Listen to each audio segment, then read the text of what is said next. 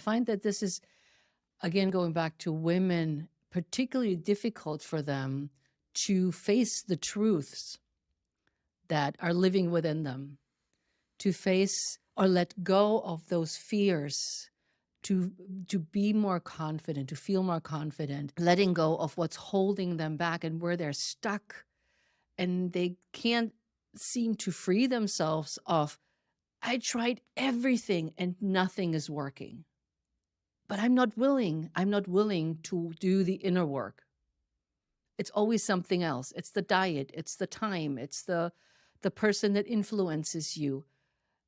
No, it's something that's happening in here, in your heart, in your thinking, in your soul. As I just said, the root cause of the problem is not the outside. But it's very, very difficult for so many women to get unstuck.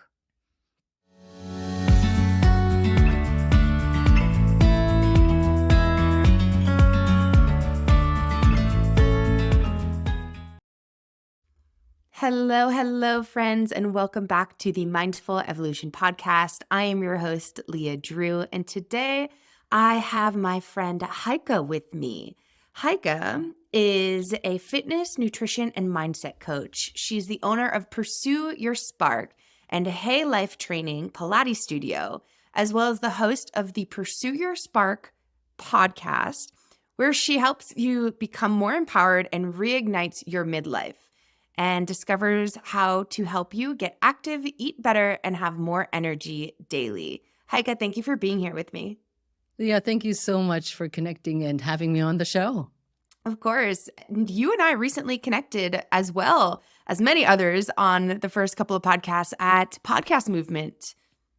Yeah, that was so much fun. And that's such a great meet, as we coincidentally met on the round table around fitness and other podcasters. Yes, it was a wonderful experience. It was one of the few spaces where the fitness and health meets mental health world really came together in a small space, which was really nice. Yep. And so I'm curious, you have a lot of things in common with me. I have a lot of things in common with you in regards to what we're doing and how we're helping people in the world. And I'm curious how you stepped into this path of mindset, of physical health, of mental health, and really helping people step into creating a shift in the middle of their life. By pure coincidence. And if you'd asked me that 35 years ago, I would have laughed at you and said, nah, I will never, ever do this. This is crazy. I'm not cut out for this. I like to talk and I like to meet people, but would I ever be out there teaching classes, talking to people about their nutrition and fitness needs? It was the furthest from my mind. But when I was pregnant, or after the pregnancy of my firstborn, who is now 34, I was really out of shape, unhealthy, didn't know how to get in shape, which a lot of people don't when you ask them how they stay healthy, what they eat, and how they relax or how they deal with stress. Most people don't know. And so I started taking a class at the local YMCA. And it was a dancercise class. And most women love to exercise or dance, at least. Any form of dance, whether it's crazy dance or formal dance, it doesn't matter. Just wiggling your booty and moving your arms and having a big smile on your face is a big deal, I think, for many women. And so I started taking this class, and it was so much fun. I could bring my oldest son to the nursery there, and it was at a local church. So picture this, it's a local church. You're going in the church basement because that's the only place where you can have a class. And somebody shows up with a boombox. And back then we had tapes that you had to make your own music and you cut your own music. Oh my God, that was so much work. But you had to show up as a participant with your own yoga mat and some weights, hopefully, and dressed to do your exercises. So you go in the basement, it's all set up, and it's this dank, dark place. And then the instructor hits play and everybody's just having such a great time dancing and exercising. And then in the end, we did ab work and push-ups and used our weights and all this good stuff. And that was the class. And I was hooked. I didn't mind the environment. It was no fancy club or anything special. It was at the church, and that's where you went. And after a couple of months, they're like, we need new instructors. Would you be interested in becoming an instructor? And first I said, oh, me? No, I want to be a participant. And my husband encouraged me and said, go, this is just down your alley, and that gets you out of the house. Hint, hint.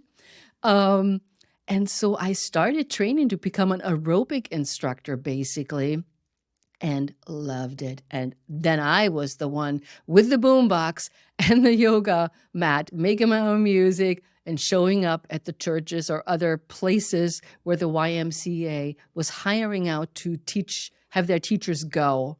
And that's really how my journey started, very unexpected. That's super fun, and I resonate deeply with the love of music and dance, and it's such a powerful way to boost your mood. It's such a powerful way to move through energy, to shift and process emotions and feelings. I literally dance every week of my life, and it makes a big difference. And I've been in a space in my life where movement didn't come with joy for a little while. And I found dance to be a really beautiful bridge with movement to help find that joy again, to help find that light, right? That spark that is something that you carry through all of your work, is that reconnecting to that spark. Some people feel silly when I say, why don't you just, as a form of exercise, you don't need a gym, you don't need any pieces of equipment. Like, why don't you dance around your kitchen, put on your favorite music? And they're like, oh, I'm stupid. And if somebody sees me, and I always say, who cares? Yeah. And do you know the phrase, Leah, dance like nobody's watching? It's true. And that's basically it. And it's so freeing and energizing, and you get to breathe. And I just only highly recommend it, any form or fashion of dance. I am right there with you. I don't see anything negative personally about dance. There are these walls and these edges to get past sometimes, right? And in that, you get to look at the stories, right? The stories that are attached with the mindset. And you get to sit with, well, why is it that I care so much about what other people think? Or why is it that I think that I'm a bad dancer? I hear that one so much. It's like, there's no such thing as bad dancing. It's just movement. And it gets to look and feel exactly how you want it to. And there's no judgments here, especially if you're in a container that holds that very sacred, that, this is your dance. This shouldn't look like any particular way other than what feels good for you. Yeah. And so when you started dancing and moving and combining this exercise with enjoyment, how did that lead you into Pilates? Oh, and this is many years fast forward, right? But I found that movement, whether it was the exercise class or the dancercise, I felt empowered to do more.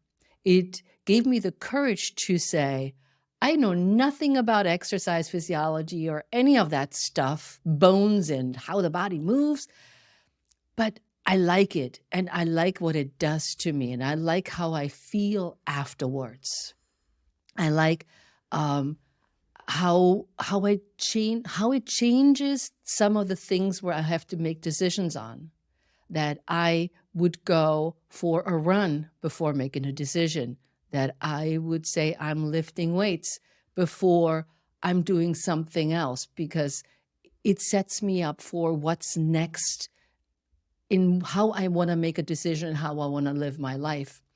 And so fast forward to Pilates, when true story though, all Pilates teachers, please hold your ears.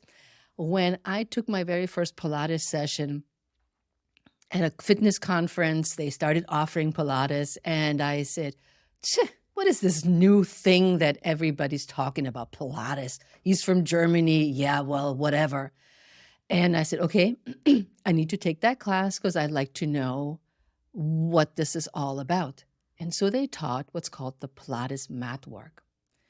And you did, some of the people may know the 100, the roll up, the roll over, the saw, some of the exercises within the mat work.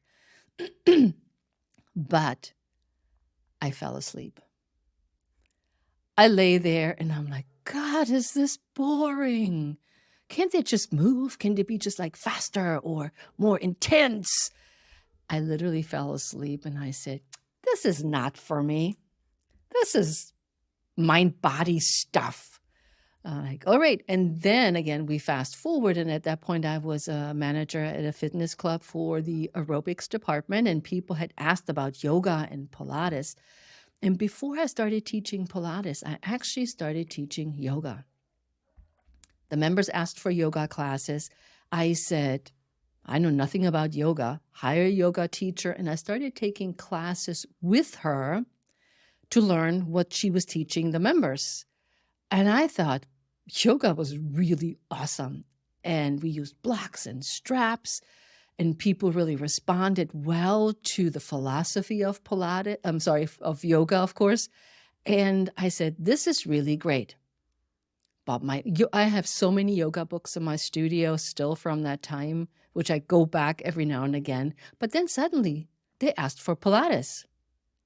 And I said, oh yeah, I remember the class where I fell asleep. Embarrassment. And so I said, all right, the same person that was teaching yoga in my studio also taught Pilates. And I said, great, you start teaching Pilates. And so again, I started taking her class and learning what Pilates was all about.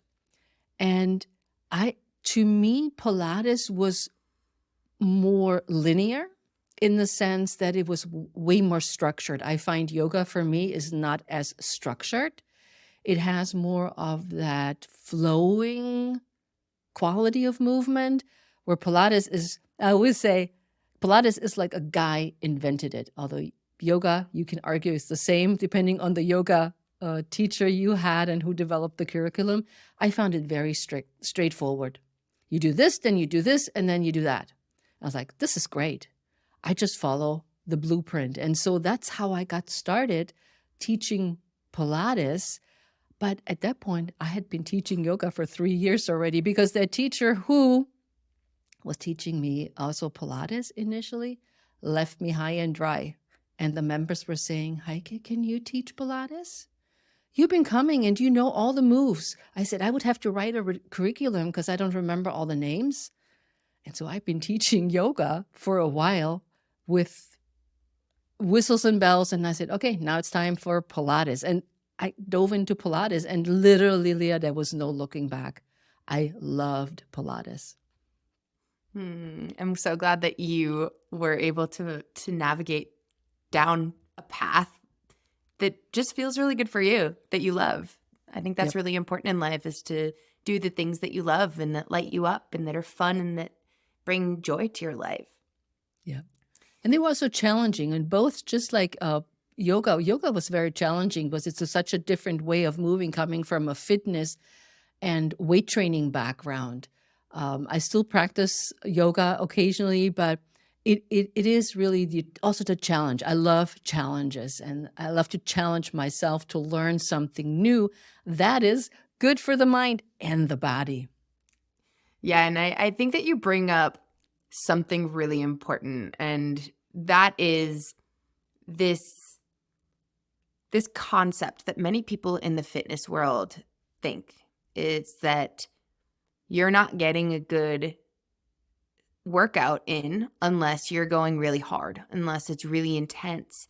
And in your first experience with Pilates, you fell asleep. Like, to me, that shows me that your nervous system was so calm and down-regulated that you actually found a state of relaxation, right? You actually were able to ground into that parasympathetic response within your nervous system. And that's the only place where the body can heal is in that state of rest and digest.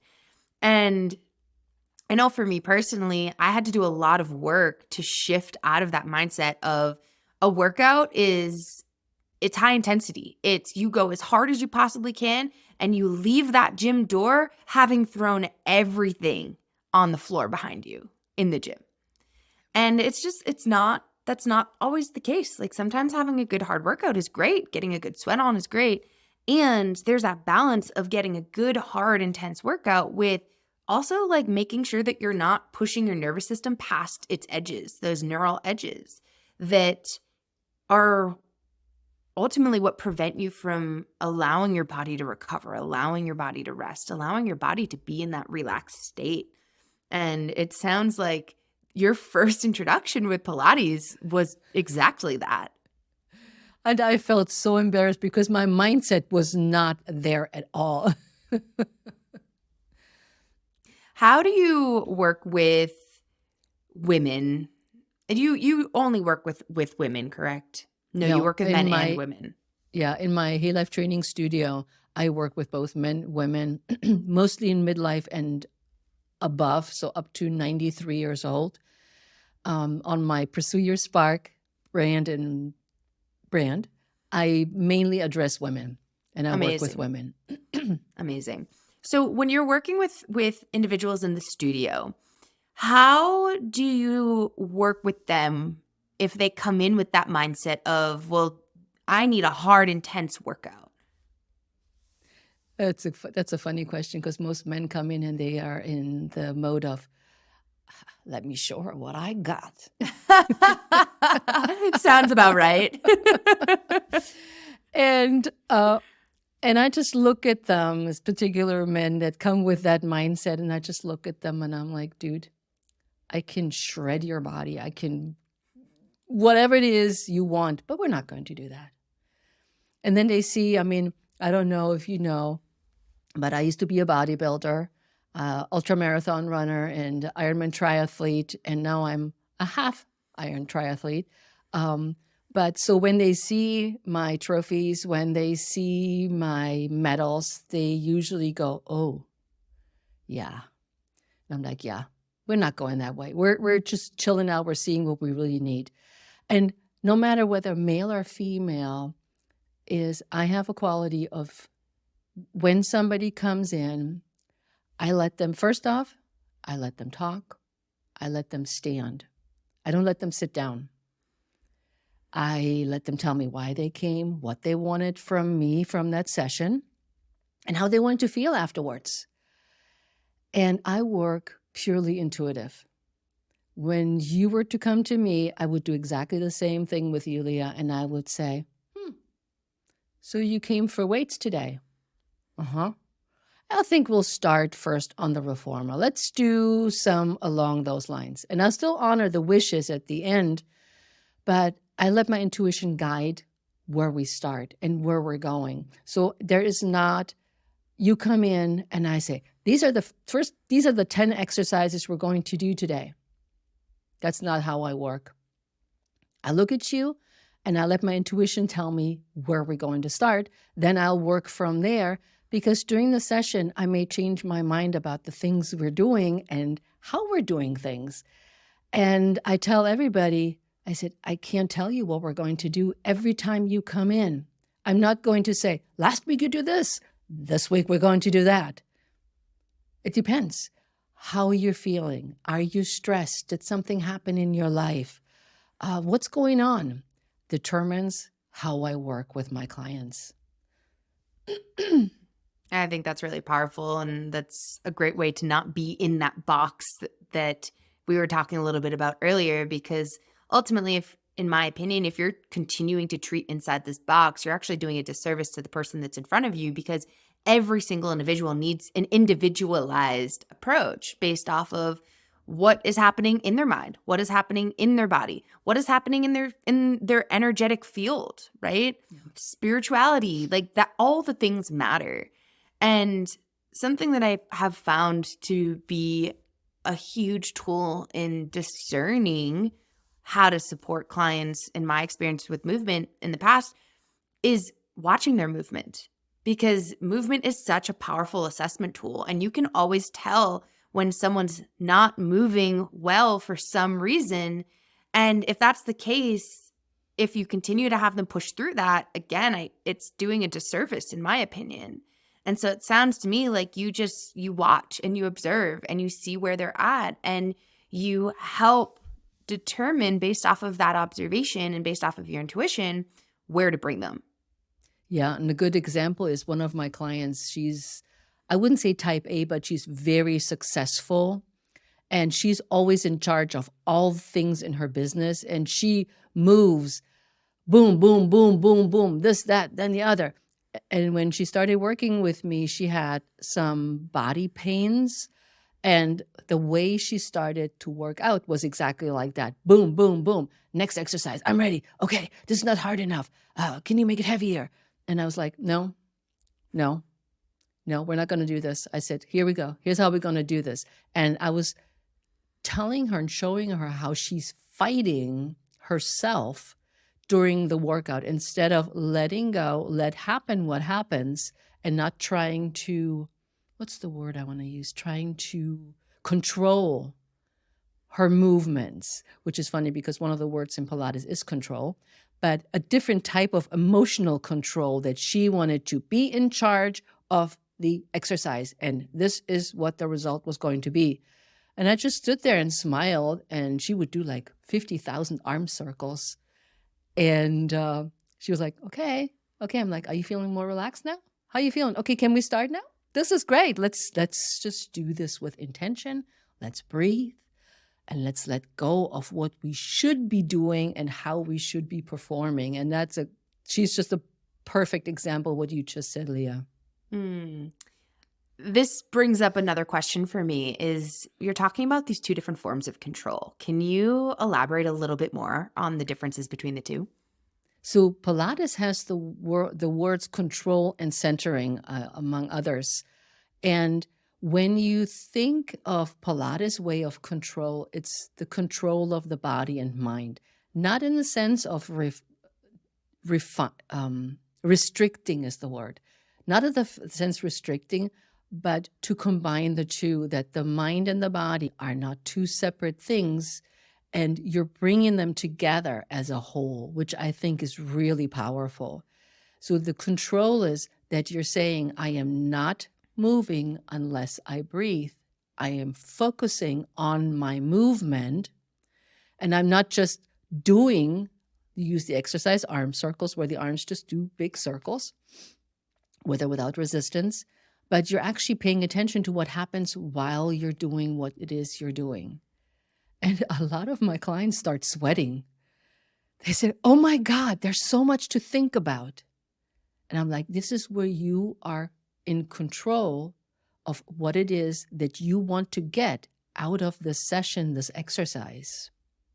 And it has, of course, in with us the concentration, that you're focused, that some classes are chitter-chatter classes where we talk about everything under the sun about our lives, but we never pay attention to the actual movement and the exercise. And so I say, listen, they tie together. What I'm hearing is that there's this difference between outward control and inward control. And that outward control is connected with that need, that grasping, that trying to change. And that inward control is actually that surrender, that releasing, that dropping in and being so present and aware with what you're experiencing. And that those two forms of control are completely opposite. Yep. Well said. And I'm hearing a lot of mindfulness is required in that latter aspect of control. Absolutely. The mindfulness. And many people don't think that when you practice Pilates, there's this mindfulness. Everybody thinks yoga. And I'm like, no, if you're really paying attention, and if you're following the breath, and from your practice, you also, I can imagine, how little people actually breathe, and that the breath is either stuck in the heart, or in the throat, or at least from my experience, or both places. And they barely are able to take a deep breath in to let this all in and out, that energy that is around them or that they can create by themselves. Yeah, absolutely. I'm a massive fan of the breath. It's like one of my biggest obsessions. I love it. It is fascinating. And it's the first thing that I always go to with my clients, because that breath, in my opinion, is what allows you to step into transformation, whatever transformation you're looking for in your life, whether that be personal, whether that be mental health, whether that be physical, whether that be business transformation. If you don't come back to your breath, you cannot step into that space, into change, into expansion, into healing. And fun fact, my logo for my business, it's these gold wings, and gold is that ethereal, that change, that deep inner knowing, right? Like spirit in a sense, that intuition. And the wings look like wings signifying transformation, but in reality, the actual thing that inspired those wings was the rib cage. And so behind the wings of transformation is actually the breath. And so, yeah, I'm totally on board with you here. And I love this. Yeah, nobody I would love ever this. know that unless I told them. But it's one of those fun little like deep-rooted things, which is the breath. Yeah, and something that you were talking about earlier on was helping people understand what it is that they need. And I'm really curious how you meet people where they're at and support them with helping to gain clarity around what it is that they need for their mind and their body when they step into your Pilates studio. First, I slow down. I slow everything way down. And what I love in my studio is there's just the client and myself. There's nobody else. And this is also how I see my online space. Even though there may be a group in one of my programs, I still view it as individuals. And I let them step into a space that's quiet. There's nobody else observing. There's nobody else criticizing. There's nobody else watching them or anything else. And when they come in, everybody tells me it's so nice. And I'm like, yep, it's done that way. It has all my little decorations or all my things like right now, you see all the things that I always say and that spark joy in me. But I let them tell me what they think that they want. And then it takes usually a little while until we get to know each other, till we warm up a little bit and they know and understand that they can trust me, that I'm not going around blabbing about their things that they're sharing with me, which ultimately always come out. We may do an exercise and suddenly I say, well, how's your day going? And the client says, oh, my day's going like this. And then as they trust me, they tell me really how the day was or how life was or how their marriage is going or how the kids are gone and how they work through these problems. But I let them come at me first with when a good example is, I want to lose weight. I want to lose 20 pounds. I'm like, okay, great. And then we discuss how this weight was gained. And that's one of the things I want to get away from, or I am getting away from. Always talking about the way we look, always talking about that we're too fat, too skinny, too this, too that. We're not. We're perfect just the way we are. Could we be healthier sometimes? Absolutely. And that's how I view it. You come to me, you want to be healthier. Not necessarily you want to lose weight. Then we'll talk about the underlying reason why that losing weight is so important, suddenly out of the blue. And some people are more open than others to discuss that. But as I can dig deeper into their reasons, their mindset, their past experiences, I learn so much about how they really function. And in this case, or this example, why they really want to lose weight. Is it because the husband said something negative? Is it because they gained the weight over COVID and they just overate because they were lonely and felt depressed? It is never just something happens to us from the external. And from my experience, and I'm sure yours as well, it always comes from the inside. There's something that's going on that triggers some event that results in sometimes positive, but sometimes also not so positive events. And with the weight gain, that's something that seems to be prevalent with women. But it's never the reason that the food was too abundant, that there was too much on the table. There's always something that triggers it from an emotional point of view. I totally agree with you. There's always a root to every thought, to every belief, to every understanding, to every desire. And what I have always found so fascinating, because when I first got into this field of movement through personal training, before I knew anything about mindfulness and before I knew anything about mental health and trauma and feelings and emotions and all of this, what I found so fascinating was through someone moving their body, the underlying stuff started coming to the surface. And that was where I really started to understand, oh, you can't disconnect this and this. Like the mind and the body have to be connected. And something that I have always encouraged my clients who are like massage therapists, body workers, is to not veer away and be afraid to hold space for those things. Because oftentimes in school, we're taught that, well, this is outside of your scope of practice. And it's not. It's not outside of your scope of practice. Actually, I think what's outside of your scope of practice is not holding space for the client to have all of those things be felt, experienced, and welcomed, because that's a huge part of the healing. And whatever form of bodywork, movement, or healing you're in, I believe that if you're not helping the client look at the mind, the emotions, the feelings, and the physical body, the physical pains, the discomforts that they're experiencing, you're actually doing them a massive disservice, because there's going to be holes now in the foundation where they're not allowed to be with the things that are most important for them to find that stability, to find that inner control, to find that balance that they need to live the best life that they possibly could.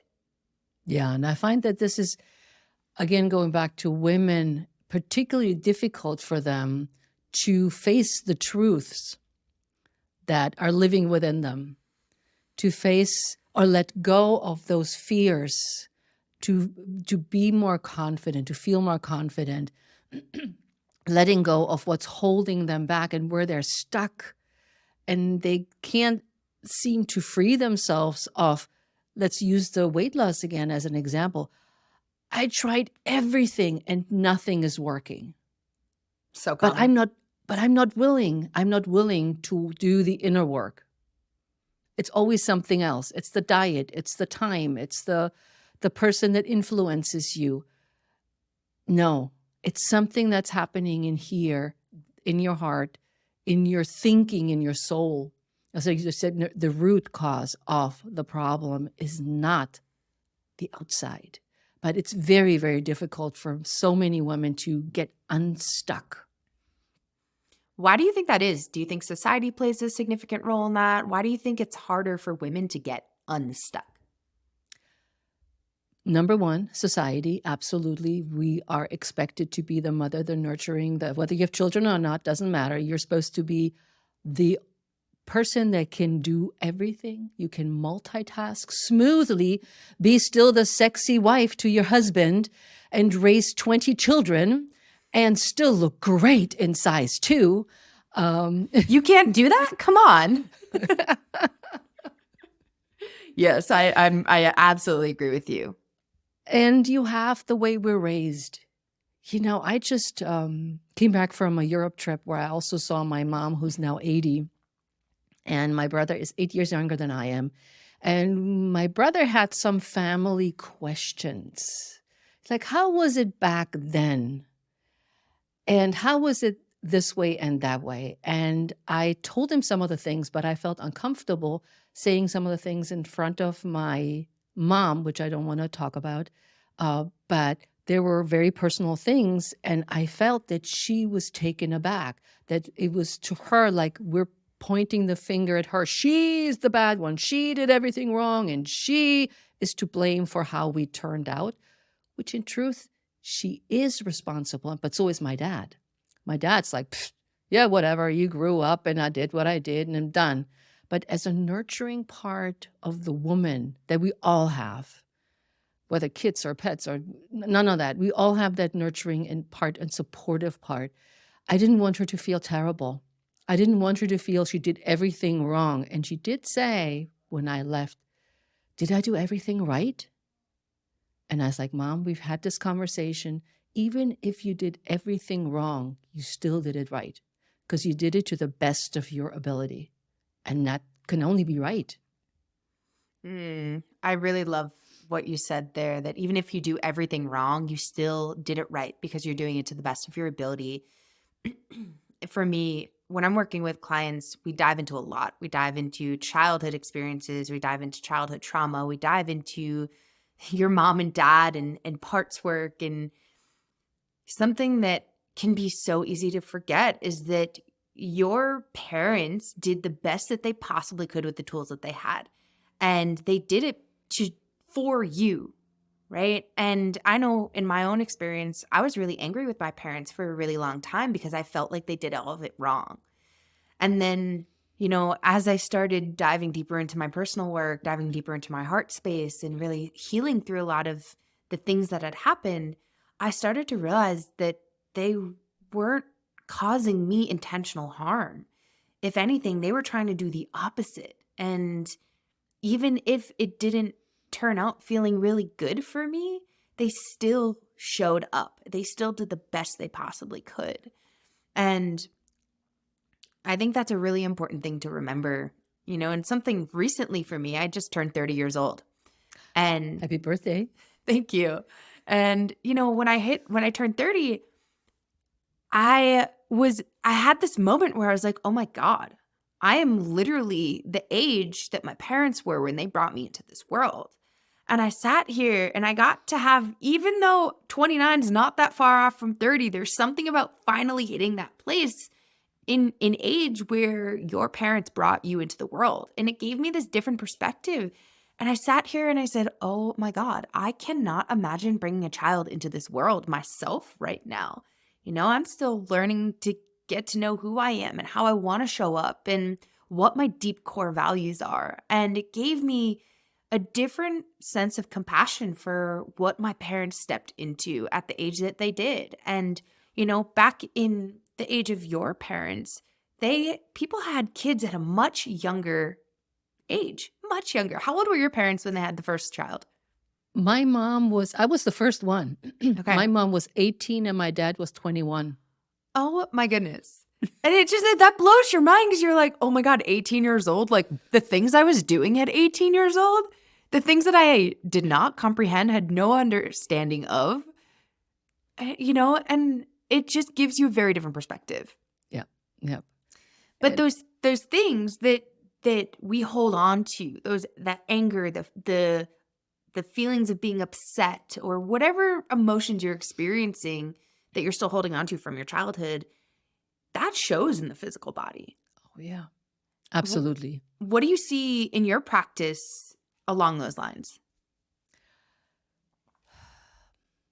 I would say that we're oftentimes not going that far back.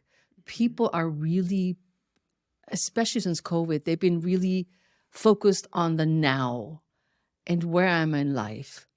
What is going to happen with the future? We're living in very uncertain times right now that people don't go quite as far back, with a few exceptions. And I've have the privilege that I've been working with clients for over 20 years with the same client. Nothing ever changed other than we got older and they may have had children or whatever. The change was I got remarried. But It's more in the last, let me say, 5 years that people are worried about their current existence. How will life be? Will I have a job? What's going to happen if they have children? What's going to happen to my children? What will their future look like?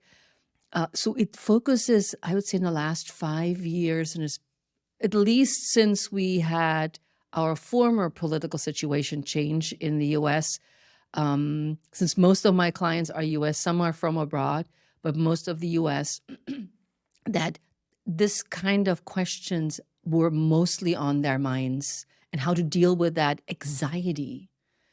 What's next? Will I have a job? Will I survive? What if is a big question right now. I think you bring up a really great point here, which is it's really hard to go further back if where you're at now is not grounded and regulated, because your mind cannot get past the stress, the triggers, the anxiety that you might be experiencing now to go deeper into the past and do deeper work into the past, because your body still remembers everything that happened back then, right? As a child, it's still here, if especially if it hasn't been touched and nurtured and worked with. And it is interesting to see how in the last 5 years, the amount of anxiety and stress and mental health challenges and dysregulation we're experiencing as a collective.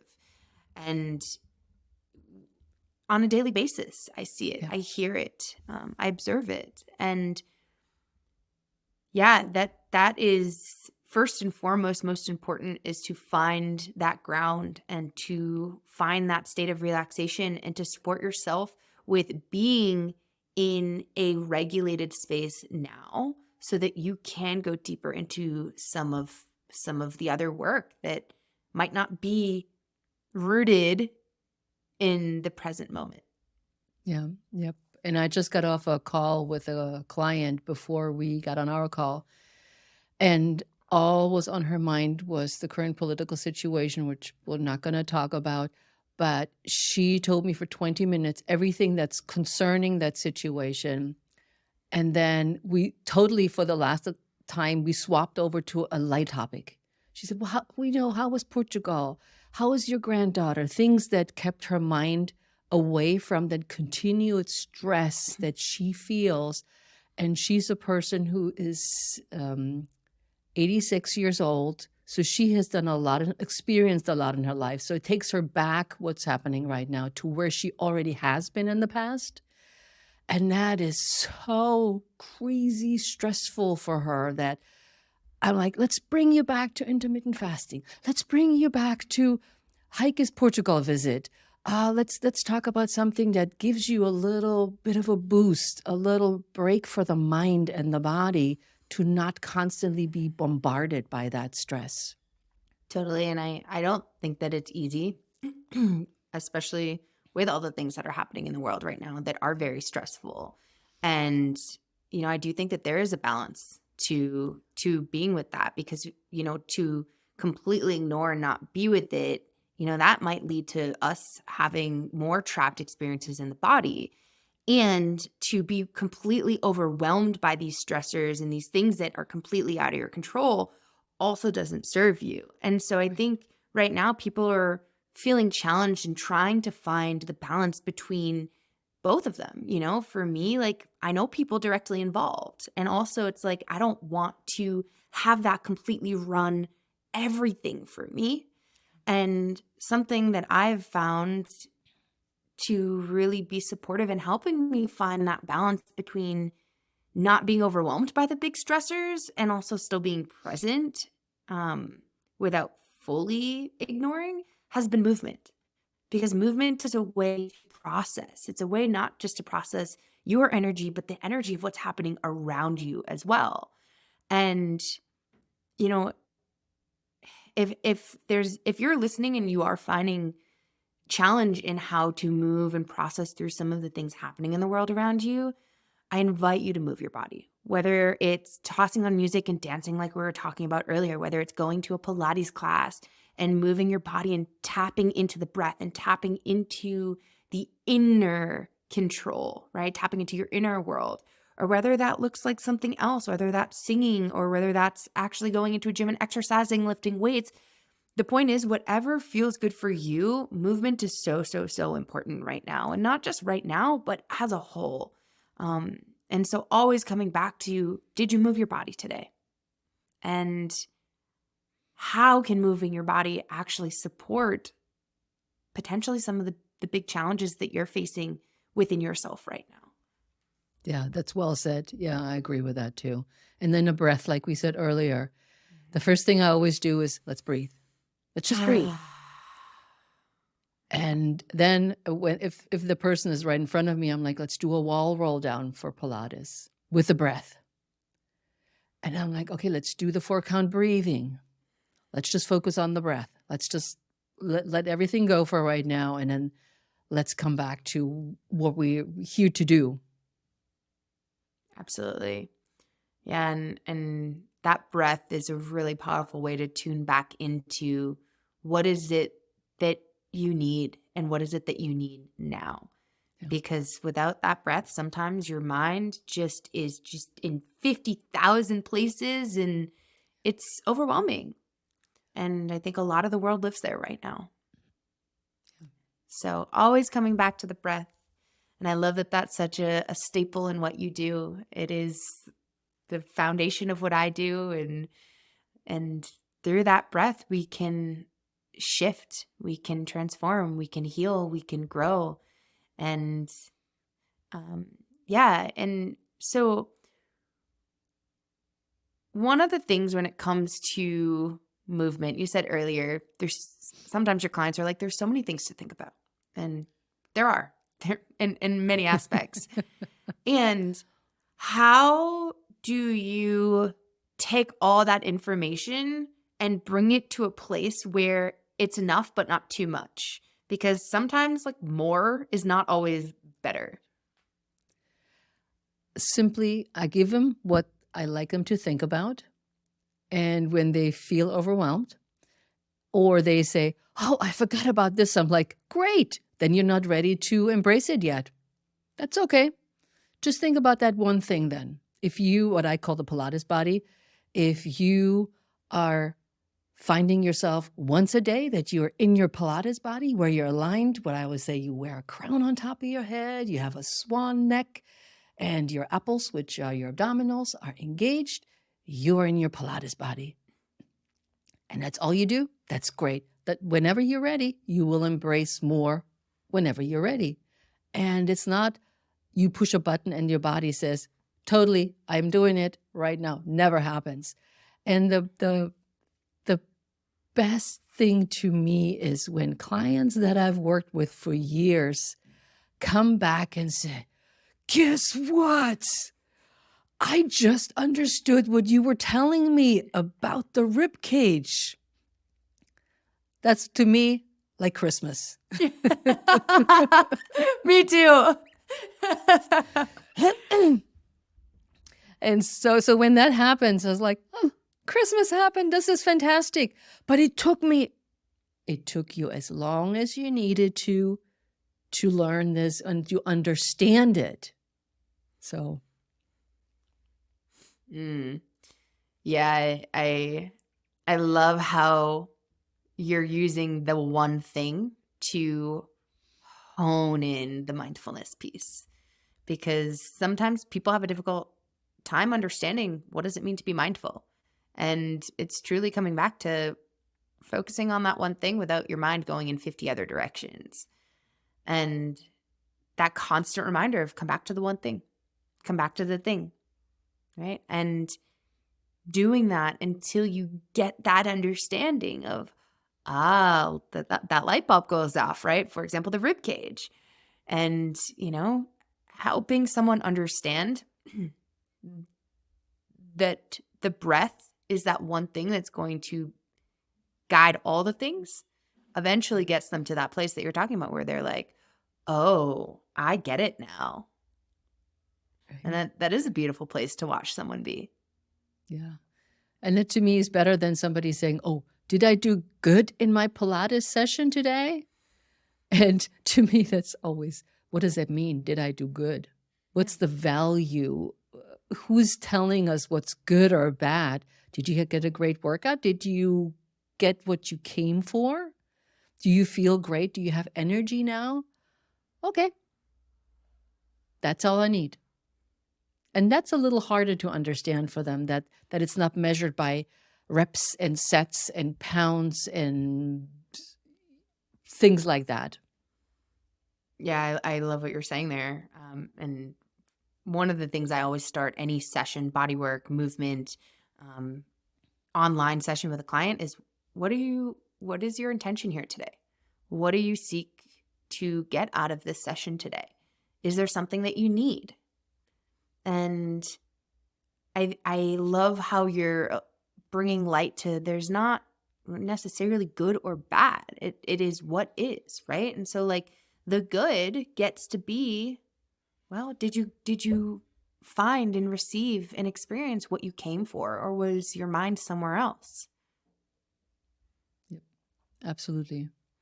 I love how you're branching the mind and the body through the work that you're doing, because I do see very often, even in yoga, like sometimes we get away from the mindfulness of yoga and it becomes about, oh, how can we get into the deepest stretch, or how can we manipulate our body to get to that? It's like, well, where's your mind? Where is that connection between the mind and the body?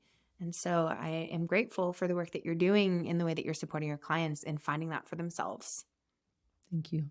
That's the only way I can work. And I know people have said in the past they would consider me a healer, and I feel that's way too much of a umbrella for me. But I just work what I see before me, whether it's in person, online. I get the vibe. I see, like you said earlier, the body movement and how people behave themselves, and that's the only way to go. And also, when you come to me, it's not always just Pilates. You may not get Pilates till week 3 or whenever, because that's not what you need right now. Totally.